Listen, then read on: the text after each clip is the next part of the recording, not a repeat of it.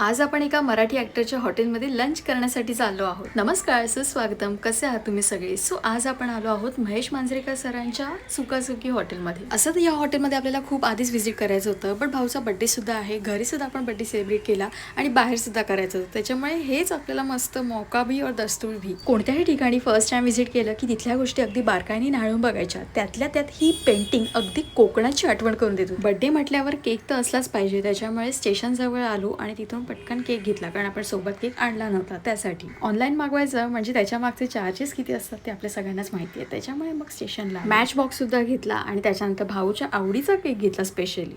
एक गोष्ट ही आवडली की प्रत्येक सीट जवळ मेन्यू कार्ड ठेवलेला आहे, म्हणजे मेन्यू कार्ड मागायची गरज नाही. फायनली आपलं जेवण आलेलं आहे. आज आपण व्हेज आणि नॉनव्हेज असं दोन्ही प्रकारचं जेवण ऑर्डर केलेलं आहे. हो, मी तुम्हाला सांगतेच की आपण काय काय ऑर्डर केलं आहे. पहिले तर टेस्ट करून बघूया.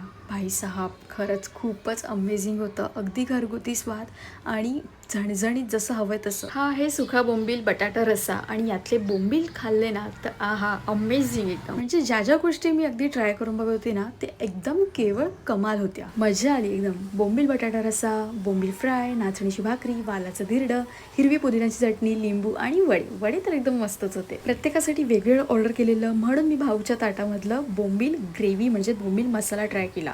कुळदाची पिठी पण भाईसाब इथे मिळते. ही तर अमेझिंगच होते. म्हणजे अगदी आमच्या घरी बनवतो त्यापेक्षाही कमाल. Happy birthday to you, happy birthday to you, happy birthday dear Mandar, happy birthday to you. आमच्या फॅमिलीचं मिळून छोटं सेलिब्रेशन, पण भरपूर आम्ही वेळ घेतला या हॉटेलमध्ये. अगदी निवांत बसलो होतो, काही टेन्शन नाही, काही गोंधळ नाही. निघायच्या वेळेला इथल्या स्टाफना सुद्धा केक दिला आपण. त्याच्यानंतर निघायची तयारी. खूपच कमाल वाटतं असं फॅमिली सोबत एकत्र बाहेर येऊन लंच करून. चला आता पटकन घरी जाण्यासाठी निघूया.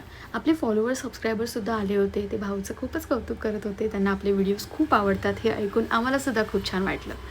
घरी पोचल्यानंतर दुपारच्या वेळेला थोडासा आराम केला. नंतर संध्याकाळची देवपूजा करून झाल्यानंतर दुपारच्या जेवणातल्या सगळ्याच गोष्टी फिनिश नव्हत्या झाल्या. त्याच्यामुळे थोडा पार्सल घेऊन आलो घरी आणि उरलेला केक किंवा इतर सगळ्या गोष्टी मी पहिले तर काढून ठेवते, कारण ते काढणं खूप जास्त इम्पॉर्टंट आहे. नंतर ते केक सगळ्या डब्यात भरून ठेवला.